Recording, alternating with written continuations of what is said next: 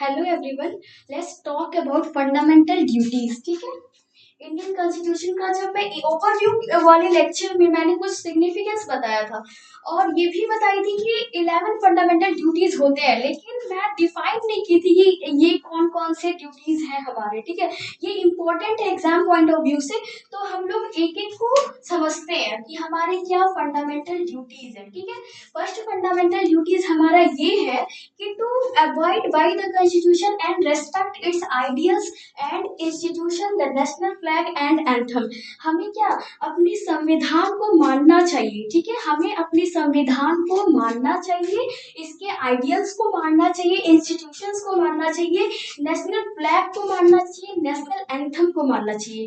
ये हमारा क्या फर्स्ट फंडामेंटल ड्यूटी है। हम लोग फंडामेंटल, एक बात और है कि हम लोग फंडामेंटल राइट्स की अगर कोई वॉयलेशन करता है किसी के साथ, फंडामेंटल राइट्स देने में अगर किसी के साथ अगर वॉयलेशन होता है तो वो तुरंत सुप्रीम कोर्ट जाने के लिए भी तैयार हो जाता है, हाई कोर्ट जाने के लिए भी तैयार हो जाता है कि हमारा राइट हमें चाहिए। लेकिन फंडामेंटल ड्यूटीज कोई नहीं जानता है, फंडामेंटल ड्यूटीज कोई जानता नहीं है। लेकिन हमें जानना चाहिए कि हमारा फंडामेंटल ड्यूटीज, हमारा भी कुछ जिम्मेदारी है, हमारी भी तो कुछ जिम्मेदारी होनी चाहिए। तो ये हमारे संविधान में मेंशन है कि हमारी कुछ फंडामेंटल ड्यूटीज है। तो हमारा वो फर्स्ट फंडामेंटल ड्यूटीज यही कहता है कि हमें अपने संविधान को मानना चाहिए और हमें एक पैट्रियोटिज्म की भावना सबके अंदर एक डेवलप होनी चाहिए, चाहे वो नेशनल एंथम को लेके हो, चाहे वो नेशनल फ्लैग को लेके हो। ठीक है। ये हमारा पैट्रियोटिज्म होना चाहिए। जैसे कि अगर कोई भी अगर मान लीजिए कि हम लोग जा रहे हैं और या फिर झंडा अगर पड़ा हुआ है जमीन पे, ये सब कुछ फंडामेंटल चीजें हैं कि अगर झंडा पड़ा हुआ है जमीन पे, जो राष्ट्रीय सिंबल है, हमारा राष्ट्रीय सिंबल है, या फिर एंथम हो रहा है, तो ये सब क्या है कि हमें वहां पे खड़ा हो जाना चाहिए। एंथम हो रहा है तो उसको थोड़ा रेस्पेक्ट में, ठीक है, उसको थोड़ा रेस्पेक्ट में खड़े होके 52 सेकंड का जो होता है उसमें थोड़ा रिस्पेक्ट, ये कुछ फंडामेंटल, ये कोई आपको बताने नहीं आया कि आपको ये करना चाहिए, लेकिन ये हमारी एक फंडामेंटल ड्यूटीज है। ठीक है। कि हमें एक पैट्रियोटिज्म की भावना होनी चाहिए सबके अंदर। ये हमारी फंडामेंटल ड्यूटीज फर्स्ट यही बोलती है। सेकंड ये बोलती है, ये फंडामेंटल ड्यूटीज है to cherish and follow the noble ideals that inspired national struggle for freedom. हमें क्या अपने हमें चेरिश करना चाहिए, मनाना चाहिए और प्लस फॉलो करना चाहिए नोबल अच्छे आइडियल्स को। ठीक है। जो नेशनल स्ट्रगल फ्रीडम के टाइम पे हुआ था उसको हम लोग क्या फॉलो करना चाहिए और मानना चाहिए। ये हमारा फंडामेंटल ड्यूटी सेकंड यही बोलता है। थर्ड क्या बोलता है, to uphold and protect the sovereignty, unity and integrity of India. हमें क्या प्रोटेक्ट, सोवरेनिटी मीन्स होता है कि जो पीपल से बना हुआ राष्ट्र है।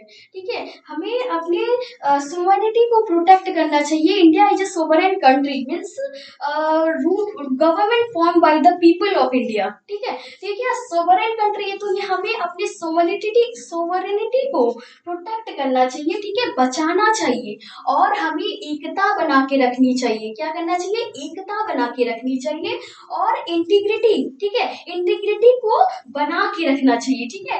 ये हमारा फंडामेंटल ड्यूटीज है। क्या है, फंडामेंटल ड्यूटीज है। फिर फोर्थ क्या है, to defend the country and render national service when called upon to do so. हमें अपनी कंट्री को बचा के रखना चाहिए और नेशनल सर्विस अगर हमें मिलती है, ठीक है, अगर हमें नेशनल सर्विस मिलती है तो उसे क्या करना चाहिए, अच्छे से काम करना चाहिए, ऑनेस्टी के साथ काम करना चाहिए। ठीक है। ये क्या है, आइडेंटिटी शो करता है ना।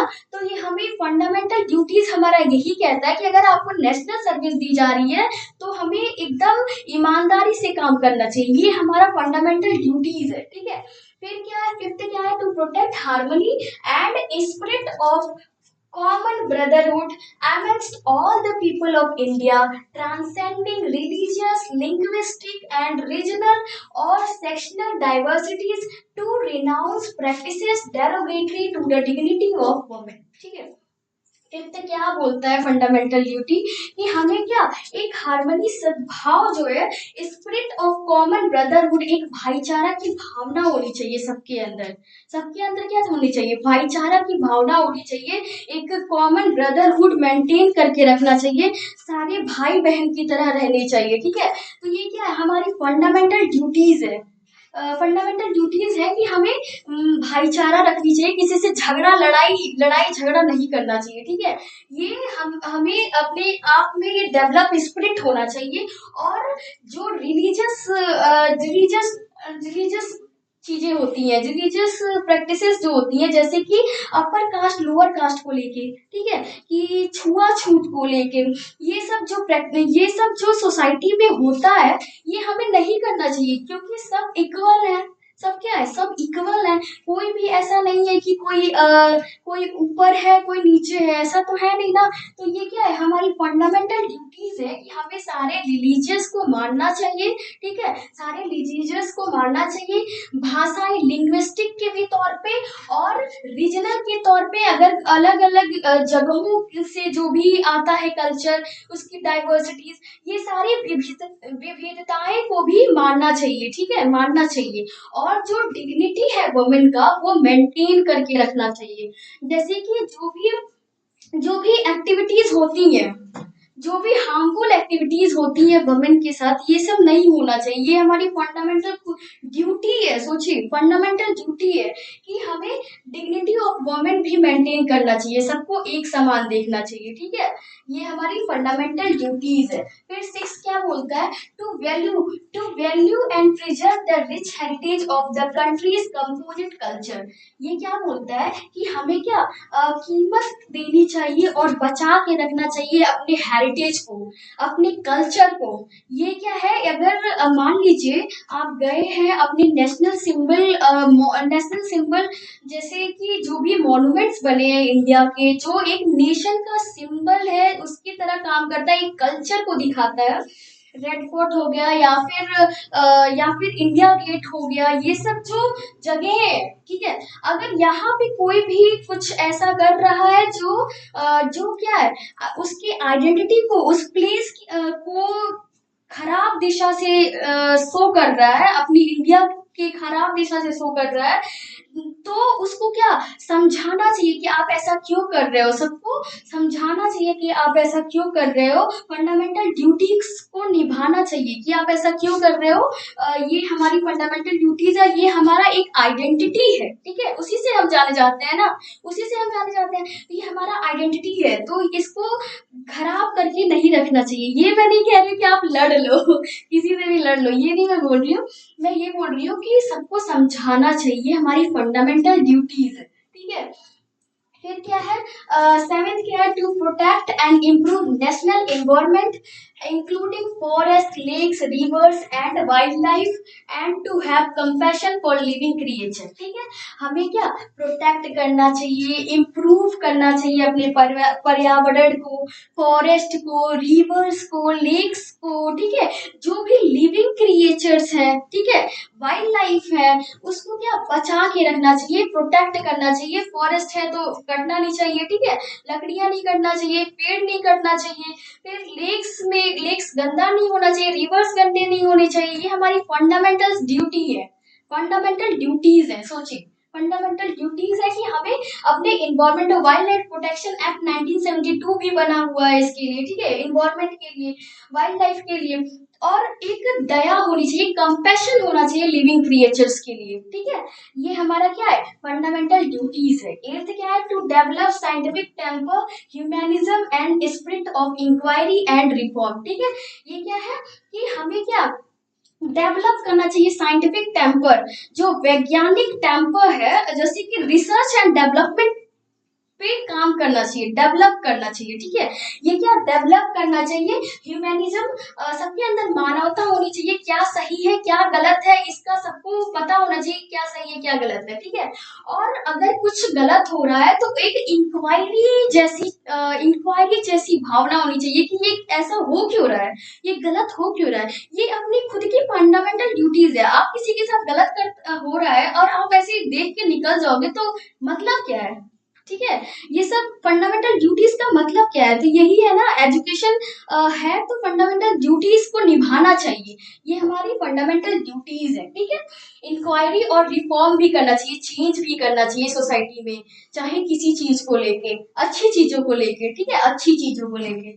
और फिर क्या है, 9 क्या है, to safeguard public property and to abjure violence. ठीक है, अब पब्लिक प्रॉपर्टी जो है, ठीक है, पब्लिक प्रॉपर्टी का एक्ट भी बना हुआ है। ठीक है, पब्लिक प्रॉपर्टी को बचाना चाहिए, क्या करना चाहिए, सेफ करना चाहिए, सेफ करना चाहिए, और वायलेंस, हिंसा को हटा देना चाहिए, ये नहीं रखना चाहिए, ये फंडामेंटल ड्यूटीज में जिक्र हुआ है।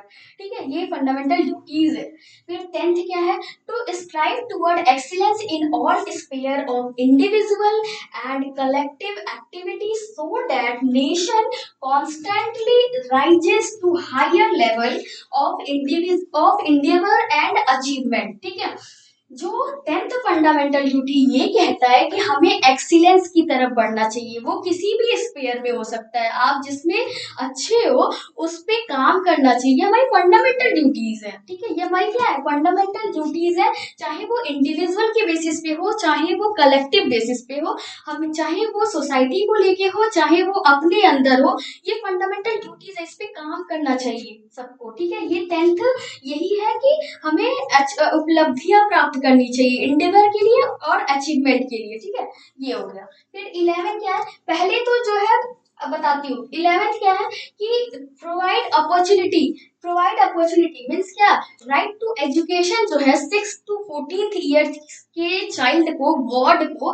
प्रोवाइड करना चाहिए। ठीक है, under article under amendment 86 amendment act 2002। ठीक है, पहले तो हमारा बस 10 ही था, फंडामेंटल ड्यूटीज बस 10 ही थे। ये 42 अमेंडमेंट एक्ट 1976 से सिर्फ 10th अमेंडमेंट हुए थे, 10th फंडामेंटल ड्यूटीज थे। ठीक है, 42 अमेंडमेंट एक्ट 1976। ठीक है, 1976 एग्जाम में अगर पूछता है कि फंडामेंटल ड्यूटीज से रिलेटेड कुछ पूछता है तो हम क्या बोलेंगे, इंट्रो देंगे। इंट्रो क्या देंगे कि जो यहाँ तक 10th फंडामेंटल ड्यूटीज जो है वो 42 अमेंडमेंट एक्ट 1976 से लिया गया है, और उसके बाद 11 जो फंडामेंटल ड्यूटीज ऐड हुई है, ये किससे ऐड हुई है, 86 अमेंडमेंट एक्ट 2002 से। ठीक है, कि राइट टू एजुकेशन जो है, free and fair education 6 to 14 year के चाइल्ड को प्रोवाइड होना चाहिए। ठीक है, प्रोवाइड होना चाहिए,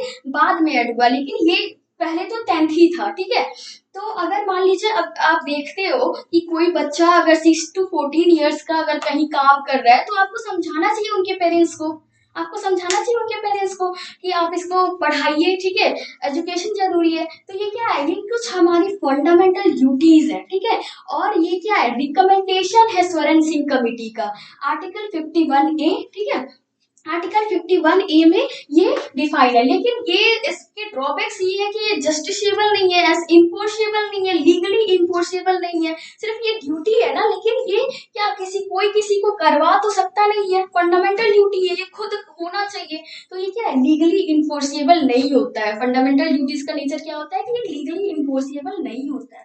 फिर मैं इसके कुछ क्रिटिसिज्म बता देती हूँ।